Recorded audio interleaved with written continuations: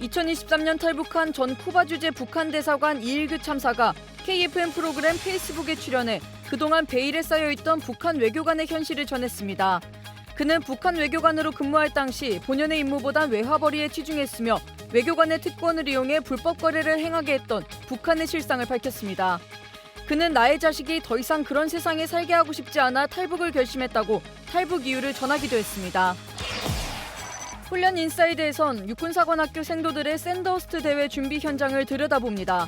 최대 수심이 3m가 넘는 실내 수영장에서 전투 수영 훈련에 매진하고 있는 생도들은 호흡법부터 다양한 영법과 고난도 다이빙까지 대회에 필요한 기술들을 익혔습니다.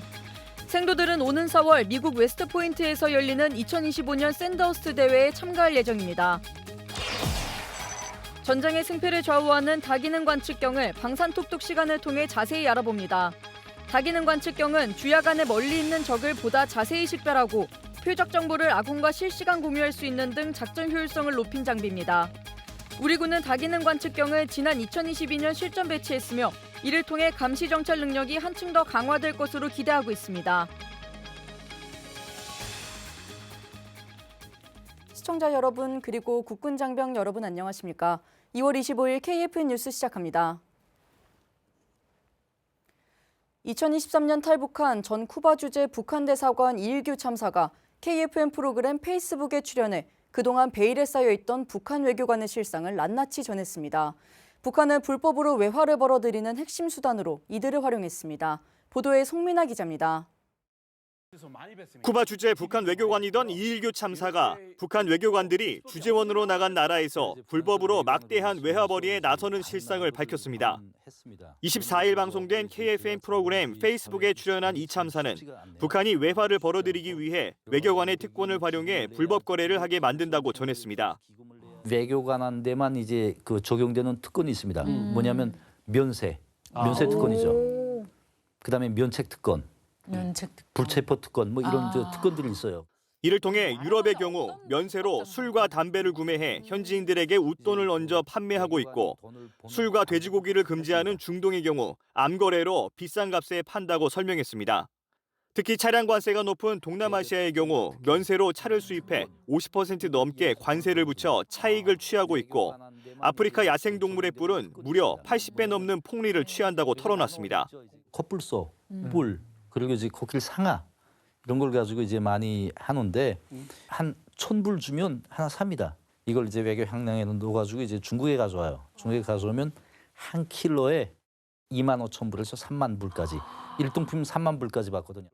비록 불법으로 외화벌이를 할 수밖에 없지만 국한 엘리트 계층인 외교관의 삶이 한순간에 나락으로 떨어질 수 있다는 것은 그에게 공포 그 자체였습니다. 공포는 이내 분노로 바뀌고 그가 탈북을 결심한 가장 큰 이유로 작용했습니다. 저 같은 경우에는 정말 분노가 가장 컸던 것 같고 그다음에 이제 이런 정말 한심한 사회에서 나는 그래도 한 50년 이상 이 정권에 충성하면서 나름 이제 그 승진 일로를 걸어왔다고 하지만 나의 자식은 또 나하고 똑같은 그런 과정을 거쳐야 되겠는데 더 이상 그런 세상에서 나의 자식을 살게 하고 싶지 않았죠. 북한은 소위 삥 뜯는 사회라고 말한 이 참사는 북한을 이렇게 만든 김정은에게 화살을 돌리기도 했습니다. 좀 제발 이런 사회가 끝났으면 좋겠어요. 정말 북한 이런 건 조그만 권력만 있으면 그걸 가지고 어떤 이제 그 압박을 가해가지고 뇌물을 뜯어먹고 사는 삥 뜯는 사회거든요. 결국 그런 사회를 만들어 놓은 김정은이 잘못이죠. 이일규 참사가 전하는 북한 엘리트층의 생생한 증언 두 번째 이야기는 다음 달 3일 저녁 8시 KFN 페이스북을 통해 확인할 수 있습니다. KFN 뉴스 송민아입니다. 태국에서 실시하는 대규모 다국적 연합훈련 코브라 골드가 본 훈련 일정에 들어갔습니다. 우리 해군과 해병대도 연합 상륙 훈련을 비롯한 우주 훈련과 사이버 방어 훈련 등에 참가해 연합 작전 능력을 키웁니다. 박인배 기자입니다. 태국에서 펼쳐지는 대규모 다국적 연합훈련인 코브라 골드가 오늘 본격적으로 시작됐습니다. 우리나라를 비롯해 미국과 태국, 싱가포르 등이 참가한 올해 훈련은 다음 달 7일까지 태국 곳곳에서 진행됩니다. 우리 해군과 해병대는 야외 기동 훈련과 연합 참모단 연습, 우주 훈련, 인도적 민사 활동, 그리고 사이버 방어 훈련 등을 합니다. 다음 달 3일 실시하는 연합 상륙훈련에서는 태국과 미국, 싱가포르와 함께 다국적군 상륙작전 능력을 강화합니다. 해상훈련을 통해선 연합해상전력 전술기동 등을 실시하고 싱가포르 상륙함에 상륙돌격 장갑차를 이동, 탑재하는 크로스독 훈련을 최초로 진행합니다. 연합공병훈련에선 해군 해병대가 공병 지형 정찰과 폭파 장애물 설치 제거 등을 실시하며 실전성을 높입니다. 우리 군은 올해 지난해 처음 참관했던 다국적 우주훈련에 정식으로 참가해 우주작전 수행 능력도 키웁니다. 이와 함께 사이버 공간에서 대항군의 공격에 대한 방어 임무를 수행하는 연합훈련도 펼칩니다. KFN 뉴스 박인배입니다.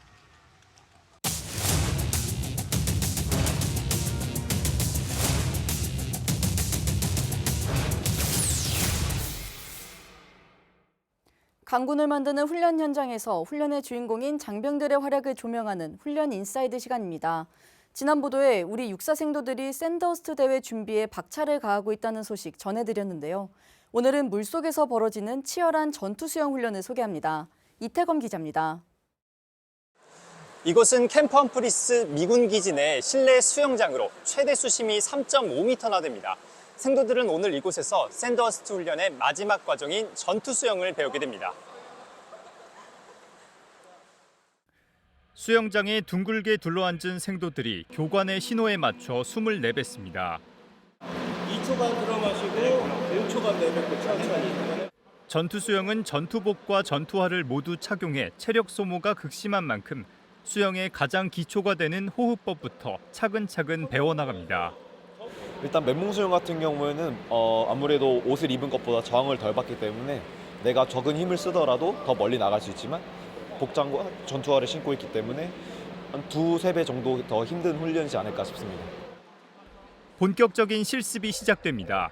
침착하게 호흡을 내뱉으며 물살을 가르는 생도들.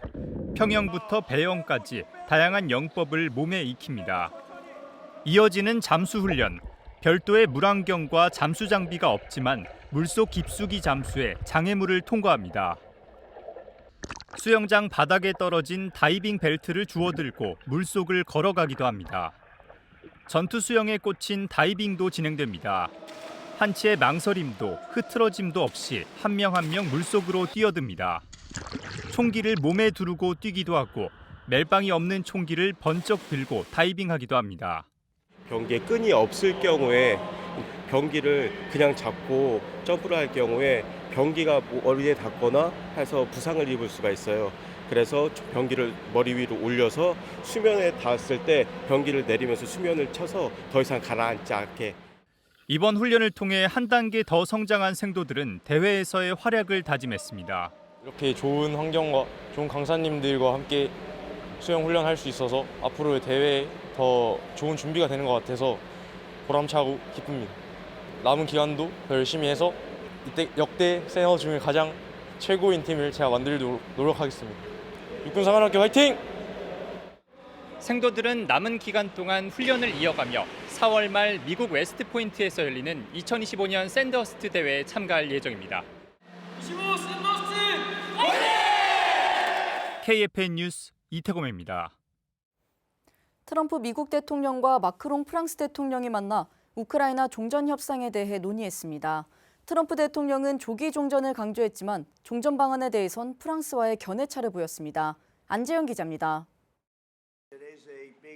러시아의 우크라이나 침공이 정확히 3주년을 맞이한 현지 시간 24일, 마크롱 프랑스 대통령을 맞이한 트럼프 미국 대통령이 몇 주 안에 전쟁을 끝낼 수 있을 것이라고 자신감을 드러냅니다.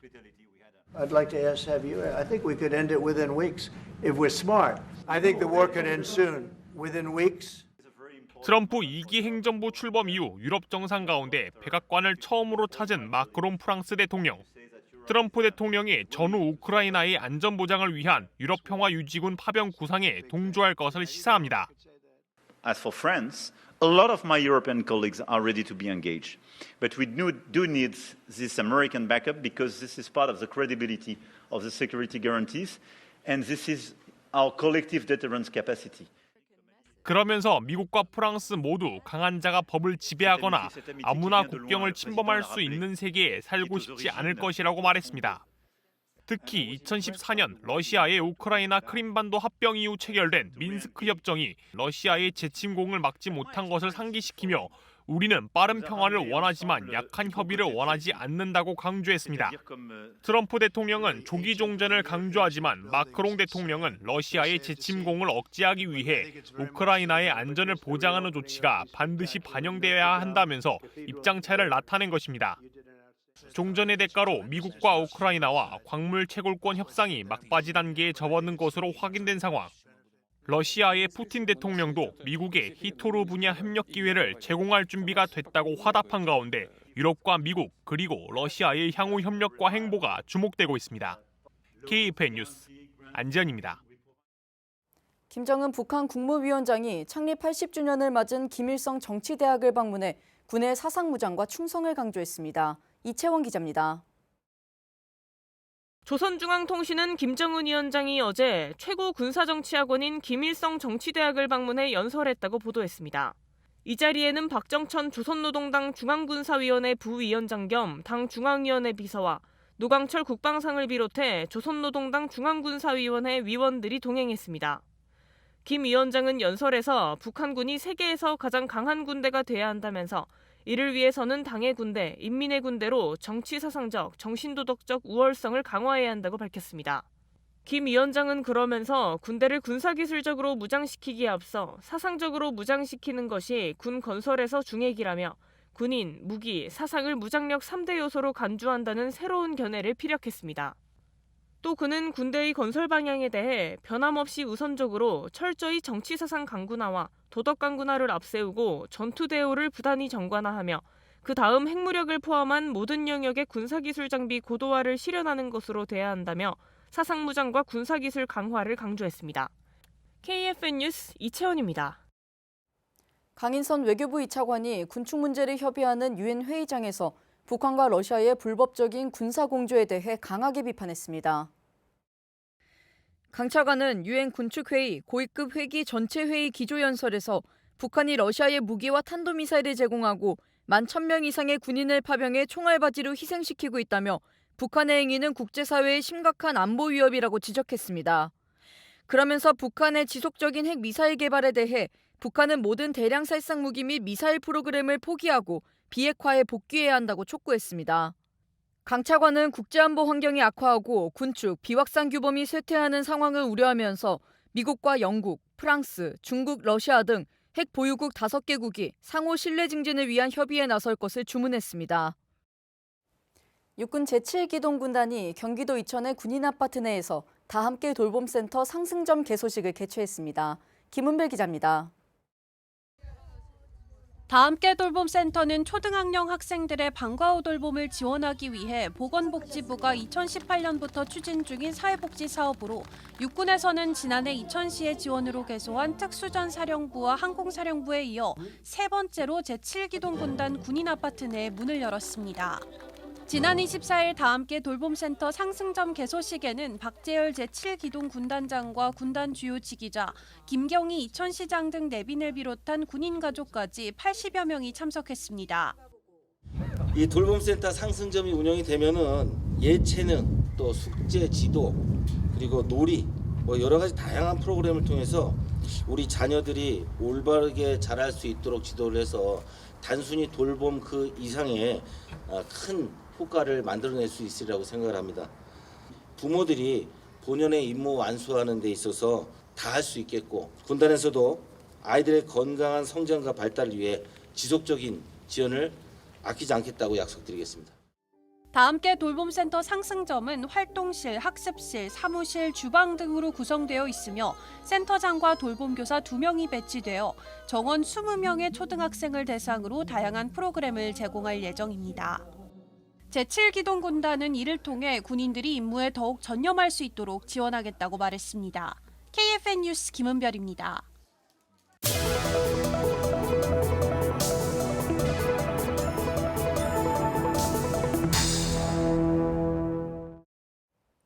전장 확력을 적보다 먼저 완벽하게 볼 수 있다면 적을 효과적으로 격퇴할 수 있는 큰 이점이 될 겁니다. 주야간 전장 상황을 확인해 화력 지원을 요청하고 적의 무기 재원을 확인할 수 있는 기능으로 아군의 생존성을 높이는 장비, 다기능 관측경에 대해 방산톡톡 시간에 자세히 알아봅니다. 다기능 관측경에는 더 많은 기능들이 숨어 있습니다. 군사적인 역할에서는 가장 중요한 감시 체계이지 않을까라고 말씀을 드리고 싶습니다.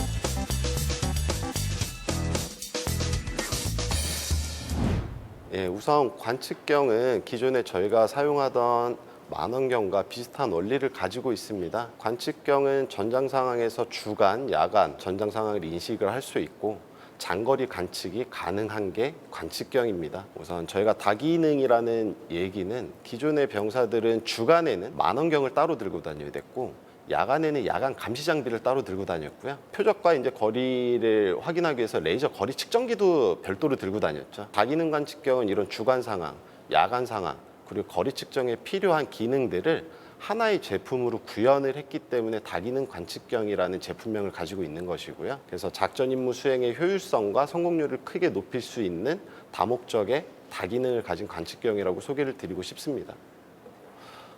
다기능 관측 장비의 작동 원리는 주간 만원경과 열상 카메라에 있는 렌즈를 통해서 표적을 확대하여 전투원의 시야에 담는 것이고요. 연령산 센서를 이용하는 것은 물체에서 방출되는 이제 적외선을 수강하여 수강된 적외선을 디지털 이미지로 생성을 하는 것입니다. 레이저 거리 측정기, GPS, DMC가 서로 기술적으로 연동이 돼 있고 레이저 거리 측정 버튼을 누른과 동시에 GPS랑 DMC가 서로 기술적으로 연동돼서 표적 재현을 한 번에 개인 전투원에게 제공해 주는 것입니다. 그래서 표적에 대한 레이저 거리 측정을 하게 되면 그 표적이 위치하고 있는 GPS 좌표를 알 수 있고요. 네, 그 좌표를 통해서 상급부대 또는 화력 지원을 담당하는 부대에 화력 지원을 유도할 수 있는 것이지요. 그 중에서 이제 주요 전략 자산들, 주둔지에 전차, 장갑차 또는 어떤 미슬 이런 게 배치돼 있다면 그 표적에 대해서 관측을 하다가 레이저 거리 측정을 할 수가 있습니다. 레이저 거리 측정을 하게 되면 배치돼 있는 전략 자산과 저와의 거리, 이 거리를 토대로 몇 킬로 밖에 있구나 1m 단위로 제공을 하고 있고요. 또한 레이저 거리 측정을 한과 동시에 표적에 대한 위치 좌표를 관측경에 전시해 주게 됩니다. 네, 그거는 GPS를 통해서 위도와 경도를 나타내 주고요. 위치 접속 보고 장치 또는 이제 B2C CS라는 연동 체계로 상급 부대의 그 표적 재현에 대한 좌표를 이제 공유할 수 있는 것입니다. 현재 저희 다기능 관측경은 5km까지 거리 측정이 가능합니다. 주간에는 이제 4km, 야간에는 2km까지 이제 물체에 대한 탐지가 가능하고요. 그래서 관측경에서 제공해주고 있는 배율 5.7배의 관측거리 4km 내에 이제 포함하는 레이저 거리 측정기를 적용한 것입니다. 저희가 이제 다기능 관측경을 개발할 때 가장 중점을 두었던 부분은 크게 세 가지입니다. 초소형화, 그리고 정밀화, 그리고 군 운용 적합성에 중점을 두고 개발을 했고요. 지금 현재 저희 다기능 관측경은 2kg 이하입니다. 전 세계에서 동등 성능을 가지고 있는 관측경들 대비해서 2kg은 상당히 소형화됐다, 그리고 경량화됐다라고 말씀을 드릴 수 있고요. 그리고 주간 카메라와 열상 카메라, 이종 카메라의 정밀한 광축 정렬, 그리고 첨단 센서의 정밀 기능 구현 기술, 그리고 전투원의 인체를 고려한 인체공학적 설계로 실제 작전 환경에서 병사들의 생존성과 임무 수행 능력을 극대화가 가능토록 개발을 했습니다. 실제로는 다기능 관측경에는 더 많은 기능들이 숨어 있습니다. 그러니까 차량이든 전차든 이동하고 있는 표적에 대한 이동 표적 속도도 산출할 수 있고요. 물체가 앞뒤로 겹쳐 있을 때 뒤의 표적만 거리를 산출을 할 수도 있고요. 이중 표적에 대해서도 각각의 재원 산출도 가능하고요. 주요 구성품들의 기능들을 연동해서 사용할 수 있는 메뉴들은 훨씬 더 많다. 이러한 다기능 관측 장비의 미래 비전으로서는 이제 다양한 플랫폼 등과 연동이 가능한 확장성, 특히나 인공지능, 그리고 IoT 기술을 접목하여 전자강화, 그리고 영상정보 및 통합 네트워크 시스템을 선도하는 미래형 차세대 관측 장비로 발전하는 것을 비전으로 삼고 있습니다.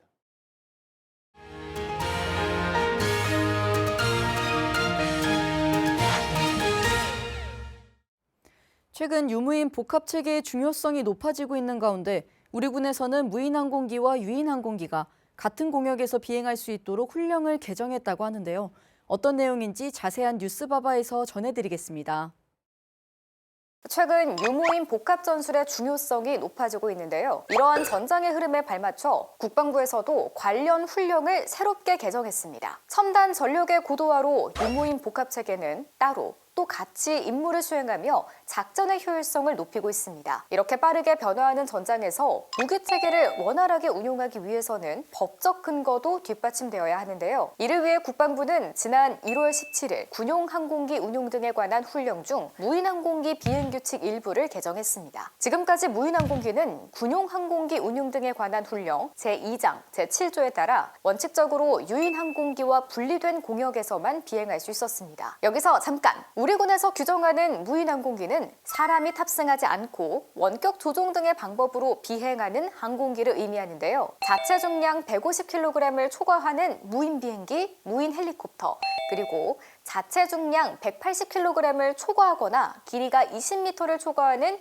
무인 비행선이 해당됩니다. 무인항공기는 유인항공기와 달리 공중 상황을 인식하기 어렵고 회피 기동 성능도 떨어지기 때문에 충돌의 위험성을 줄이고자 유인항공기와 공역을 분리한 건데요. 하지만 유인항공기와 같은 공역에서 비행할 수 있는 예외 상황도 있습니다. 제13조 비행규칙의 준수 예외에 따르면 무인항공기는 긴급한 군 항공작전을 수행하거나 비상상황 발생에 따른 긴급 착륙 등을 위한 비행 또는 산불, 화재의 진화 및 재난 재해로 인한 탐색 구조로 투입될 경우에만 유인항공기와 같은 공역에서 비행할 수 있습니다. 그런데 여기에 하나 더 새로운 조항을 추가한 건데요. 앞으로는 국방부 장관이 관할하는 공역 내에서 권한을 위임받은 기관의 책임 및 통제하에 유무인 복합 임무 기준 절차에 따라 임무를 수행하는 경우에도 유인항공기와 같은 공역에서 비행할 수 있습니다. 지금까지 우리 군에서 운용하는 무인항공기는 정찰기가 대부분이기 때문에 유인항공기와 함께 운용하기보다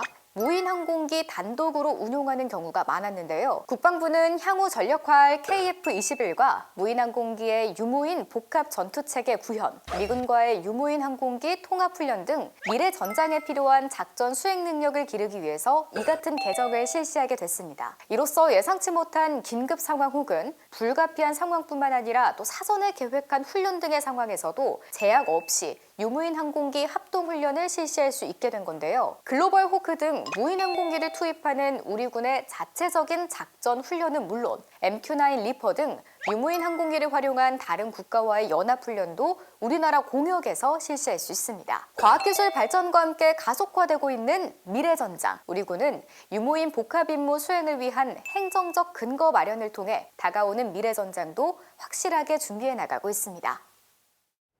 이어서 오늘의 국방단신 전해드립니다. 국가보훈부는 조국 독립을 위해 헌신한 독립유공자에게 감사와 존경을 표하고 광복 80주년을 맞아 선열들의 독립정신을 기억하고 계승하기 위해 오늘부터 5일간 광복 80주년 독립유공자 묘소 참배 캠페인을 진행한다고 밝혔습니다. 이번 참배는 서울, 대전, 제주, 대구 등 4개 국립묘지와 합동묘역, 개별 묘소에 안장되어 있는 독립유공자를 대상으로 진행됩니다. 병무청은 오늘 군인 호텔인 록하우스에서 제17기 청춘예찬 기자단을 대상으로 발대식을 개최했습니다. 온라인 공개 모집으로 선발된 기자단은 올해 11월 30일까지 활동하게 되며 일반 기자 27명과 영상 기자 8명으로 분류해 총 35명으로 구성됐습니다. 이들은 다양한 병무 정책을 소개하며 콘텐츠로 제작해 국민들에게 전달할 예정입니다. 해군 1함대가 동부지방산림청과 협업해 봄철 산불 대응 태세를 강화했습니다. 20일부터 25일까지 진행되는 이번 교육은 부대원들의 산불에 대한 경각심을 높이고 실질적인 진화 능력을 높이기 위해 마련됐습니다. 교육은 1함대가 산불 대응 훈련을 자체적으로 시행한 뒤 동부지방산림청 관계자가 예하부대를 손해하며 실무 교육을 실시하는 방식으로 진행됩니다.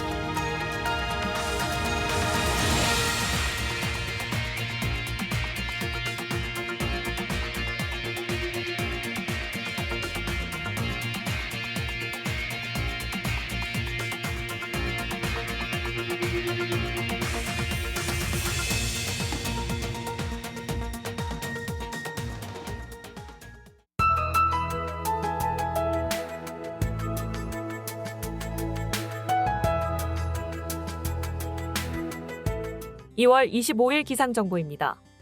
계절이 봄을 향해 가면서 얼어붙었던 공기도 서서히 풀리고 있습니다. 따뜻한 서풍이 불면서 기온이 오르기 때문인데요.